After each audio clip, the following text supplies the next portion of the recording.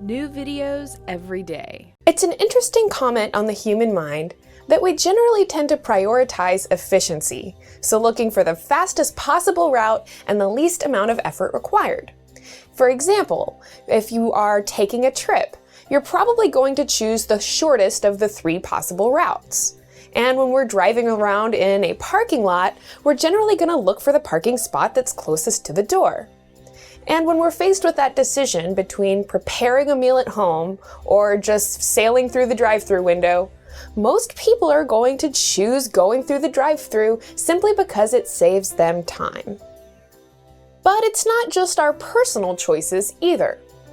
This tendency of the human mind to prioritize the fastest route with the least amount of effort is really the driving force that inspired the Industrial Revolution and modern machine-driven factory production. After all, you have a machine in a factory that can do the work that 100 men would take, and not only is it doing it more quickly, but it's also more consistent work.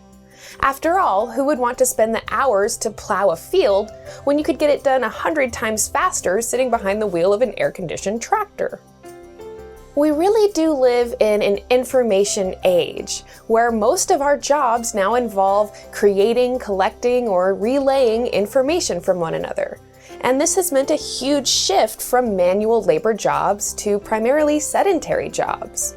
Your receptionist, your data entry clerk, your sales clerk, your telemarketer, these are all jobs which are primarily sedentary.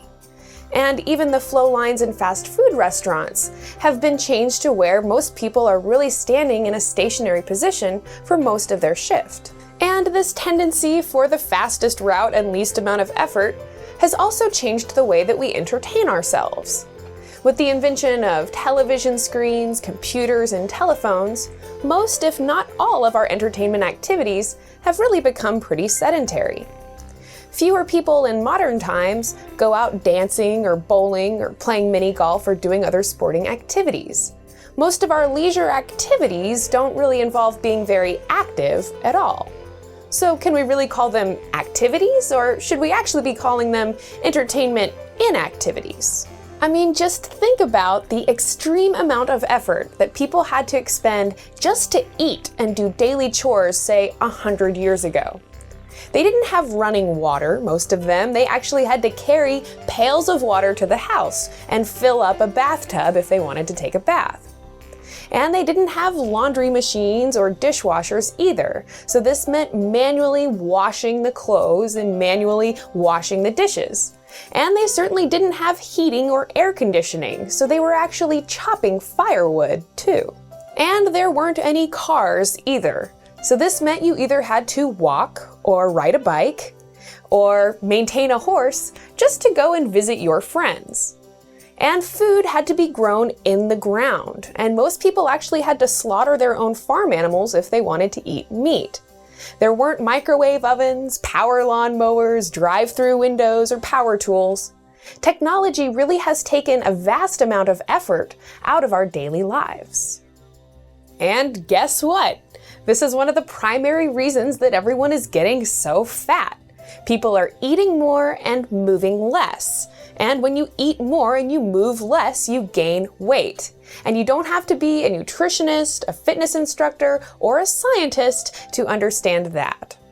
Our society and our lifestyles have changed drastically over the last 100 years. And with continuing technical advances, we can expect that these changes will continue to evolve at an ever-accelerated rate. And with the tendency of the human mind to prioritize efficiency, we can expect that there's going to be a lot more sedentary jobs, a lot more entertainment inactivities, etc. And I think it's safe to say that we live in a society that's become too lazy for our bodies to really be as healthy as they should be. The truth is, our bodies evolved in a harsh environment, utterly devoid of any of the effort-saving technologies we're surrounded by today. We evolved to move, to chase down antelopes, to work the fields all day, to hunt for berries, to run from mountain lions. Our bodies can't even properly eliminate toxins unless we're moving around and sweating. And this is why people set aside time to exercise, or go to the gym, or go jogging. But it's interesting that exercising is an additional and separate activity, separate from our normal daily activities like working or eating or moving around from place to place. So our exercising or going to the gym is really an attempt to put activity back into our lives that has been taken out of our lives by all of these modern conveniences. And this is why I don't really like the word exercise, because it implies an activity that's separate from and additional to the normal activities of daily life. But if you went back 100 years, when you actually had to grow your own food, you had to cook your own food, you walked to work and you washed your clothes, people didn't consider these activities exercising, they were just living. And living in the past required a lot more action and a lot more effort than living requires today. So if you are overweight, unhealthy, and feeling run down by the stresses of modern living, here's my advice. If you have the self-discipline to go to the gym and exercise on a regular basis, then by all means, this is probably your best option. But a lot of us don't have the self-discipline to actually do something like that. And if that's you, then here's your alternative. Remember that the human mind tends to prioritize efficiency. We've really been indoctrinated that the most convenient and the fastest route is going to be the better route. But this attitude is really counterproductive to our physical health. And if we want to be healthy, we should really adapt a different attitude. That convenience is no longer our friend. Convenience is really the enemy to our physical health and our mental well-being. So we really need to make a 360 turnaround. Instead of prioritizing the most convenient thing that's going to take the least amount of effort, we want to think about ways that we can actually add some effort back into our lives. For example, parking at the back of the parking lot instead of parking as close to the door as you can. Or taking the stairs instead of taking the elevator. Or instead of shopping online, actually get up and go to the store and spend some time walking around in the mall. And if your work is close enough to your home, consider riding a bike to work instead of driving your car. And imagine how much your physical health would improve if you were actually riding your bike that much more. And I know that most people aren't actually going to give up their dishwashers and start hand washing dishes, but think about how many more calories you would burn if you did. Now, some of you are probably hearing my advice and it hurts your brain just to think about it. And this is because our brains tend to prioritize an efficient route, and I'm actually telling you to prioritize the less efficient route. But if you really want to improve your overall health, you have to make some consistent and permanent changes in your life. You have to find a way that you can consistently increase the amount of activity in your life from 10 or even 20%. And really the advantage of thinking this way is that you're incorporating some of the activity back into your life that's been lost due to all of the modern technological advances in our lives. And if you could just incorporate more activity into your normal life, then your physical health would significantly improve. This applies not only to your normal living activities, but also to your entertainment. Taking your dog for a walk or going swing dancing is going to be a much better activity than just sitting in front of the TV.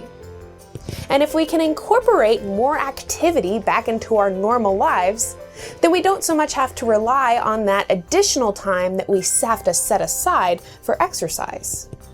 The truth is, if there was one single piece of advice I would give to people to improve their health and help them lose weight, it would be this.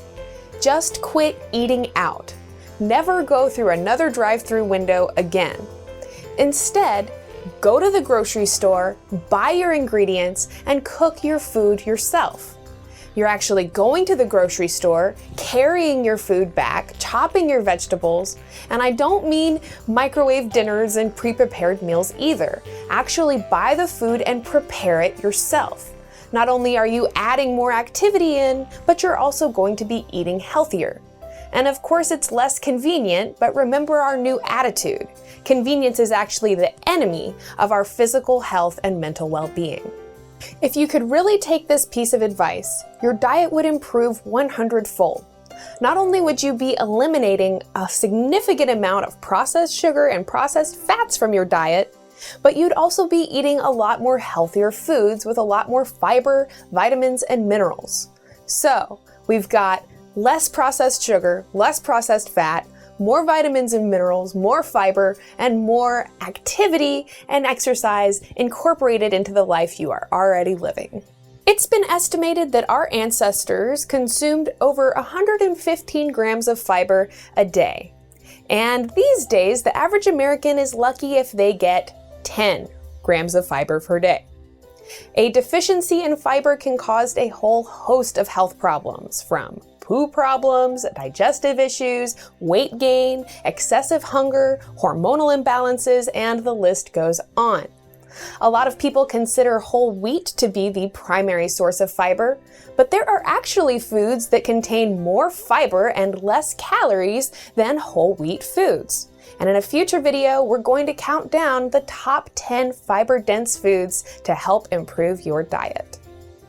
Did you know that the original purveyors of soda pop were actually pharmacists?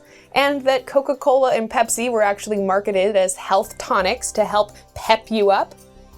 These days, soda is the #1 most purchased item in American grocery stores, but it's really horrible for you.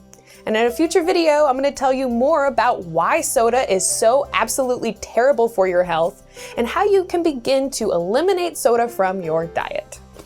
If you enjoyed this video, please be sure to share it with your friends on the Facebook. And if you haven't done so already, please give me a thumbs up. Have you given up on dieting because you feel like all diets fail? Check out my video, Why Diets Fail and How to Win at Weight Loss.